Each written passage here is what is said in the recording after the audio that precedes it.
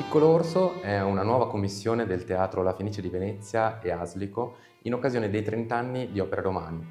Questo progetto è stato creato in coproduzione europea con il Teatro Grand Avignon e il Festival di Granada. In questi 30 anni abbiamo fatto tantissimi titoli di repertorio, ma ogni tot anni vogliamo fare una nuova commissione, un'opera contemporanea. Il tema è stato scelto proprio per sensibilizzare i bambini sul tema dello scioglimento dei ghiacciai e è stata subito abbracciata dai partner che hanno preso parte all'iniziativa. Granada si trova a 600 metri di altitudine, a 20 minuti dalla Sierra Nevada, che è la parte più alta della Spagna, dove c'era della neve perenne, un ghiacciaio perenne che si sta sempre più riducendo. E quindi era un tema che i bambini della provincia di Granada potevano capire più di altri bambini in altre zone di Spagna. Questa collaborazione nasce attraverso un'azione coordinata in cui abbiamo voluto mettere insieme un po' la cultura umanistica tipica dell'opera e la cultura scientifica. Faire un opéra participatif sur ce thème-là, ça a un sens d'autant plus important que l'opéra participatif, par nature, c'est amener le public à participer à la représentation, à se responsabiliser dans la représentation.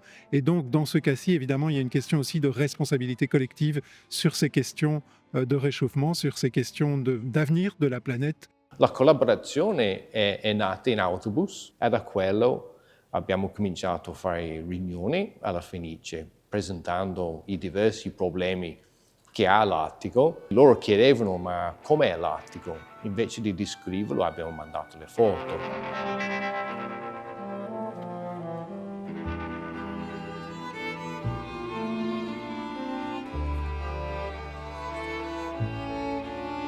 Il progetto prende avvio con la formazione dedicata ai docenti, nella quale si approfondiscono tematiche scientifiche, didattiche e anche ovviamente musicali e corali. Il tutto ha un obiettivo, ovvero quello di fornire uno strumento concreto per assistere gli insegnanti durante la fase preparatoria dello spettacolo. La storia di Piccolo Orso e la montagna di ghiaccio è la storia di due orsetti che si perdono, fratello e sorella. Il ritrovamento della sorella sarà anche un viaggio alla scoperta della montagna e di quello che la montagna ci può dare se la sappiamo rispettare. Orsetti, se la strada volete ritrovare, per 100 leghe dovete salire e 100 ancora e infine lassù. La messa in scena prova a raccontare il mondo di questo libretto come una possibilità per reincantarci, per riscoprire un rapporto magico con la natura. E in che senso magico? Non tanto nel senso di far accadere cose straordinarie, ma quanto di cambiare una prospettiva su quello che abbiamo intorno, imparare a vedere l'umano in ciò che noi oggi consideriamo non umano. Dice un'antica leggenda che quando il mare si arrabbia può sommergere la terra, è un mostro pericolosissimo. Per tenerlo buono occorre che dei poeti e degli scrittori si avvicendino per narrare storie e tenerlo calmo. Ma se funziona per il mare, mi sono detto, perché non dovrebbe funzionare anche per la montagna? Attenzione, io non scrivo musica per i bambini. I bambini sono molto più avanti degli adulti. Scrivere un'opera tinge anche dal musical, dalla danza, dal teatro di parola, dal cinema, dalle immagini, dalle arti visive, e lì mi muovo abbastanza liberamente. Toda la música que ha escrito el maestro Solima es una música muy entrañable, muy tierna, pero sobre todo es muy rítmica y muy energética. Y creo que los niños van a conectar enseguida con esa electricidad que hay dentro de la partitura. In questo caso sono partito con un'idea fissa, di fare un'opera in cui la percussione è importante, il ritmo è importante, quasi sciamanico, quasi primordiale. Cantare e fare opere per i bambini e le scuole è una cosa super speciale, perché ci danno un'energia che rende ogni spettacolo unico. Si rende conto proprio che musica è una cosa da fare insieme. Successivamente si sviluppa un itinerario didattico di circa 2 mesi in cui gli insegnanti precedentemente formati assistono i loro alunni alla preparazione dello spettacolo. Il tutto è supportato da del materiale didattico, online, audio e video e cartaceo, e quindi ciascun bambino avrà la sua dispensa.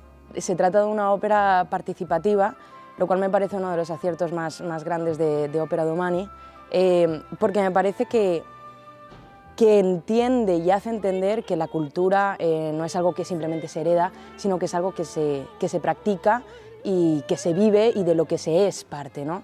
Me parece que deja una huella imborrable. La música y la ópera, en este caso, te transforma para permitirte transformar la realtà della che formas parte. Così ho chiesto ai bambini di portare le loro montagne e all'interno di queste montagne mettere i loro ricordi, le cose più care, perché appunto provare un po' a simbolizzare, a rendere arte quello che la natura già fa, che è appunto conservare la nostra parte più preziosa. Ma se sciogli tutto il ghiaccio, la montagna morirà, non avrai più ghiaccio. Con il ghiaccio artificiale la montagna rifaremo, molto meno costerà, più denaro per me ci sarà.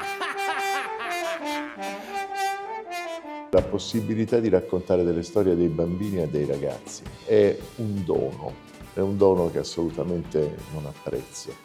Per i ragazzi la manifestazione attraverso la musica è un veicolo che consente anche ai ragazzini più timidi, ai ragazzini che non dominano il linguaggio, di potersi esprimere, di poter comunicare.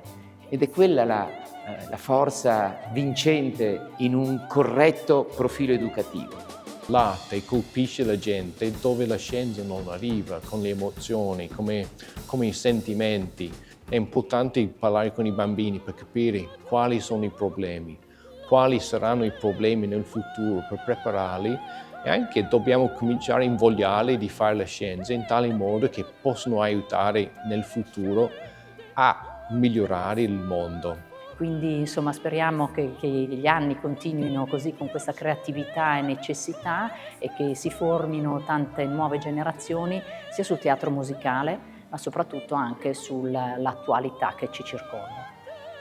Anche perché basterebbe che 1, 2 di questi bambini e ragazzi che vengono a vedere l'opera e che poi la dimenticheranno tutto, faranno altre vite, altri percorsi, basterebbe che 1 o 2 seguissero questa strada, che il seme che abbiamo piantato gli germogliasse dentro per dire beh ce l'abbiamo fatta.